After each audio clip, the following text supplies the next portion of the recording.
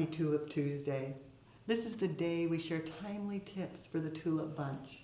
Ribbon is so on trend again. Yes, it's back. And there's so many wonderful colors, textures, varieties to choose from. Often you want to combine them. Use multiple ribbons in one bow. And you can do that so easily. Just 50-50, one ribbon in front of the other, or 50-50 combined. To do this, just start with the ribbons in your fingers, just like you would normally.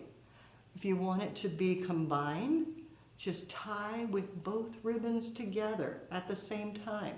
So you're going to do your loop and twist, and there's always two pieces of ribbon in your fingers. And then when you're done, wire it off, and you get this look. If you want it to be a divided combination, start with the one that you want in the center.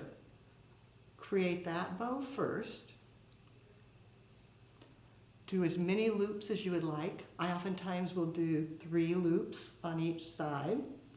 Then once you have those 3 done, grab your second ribbon and just tuck it into the back and continue making your loops. You can do 3 more, and it will be behind your first set, giving you yet a different look. Now you know how the pros do it.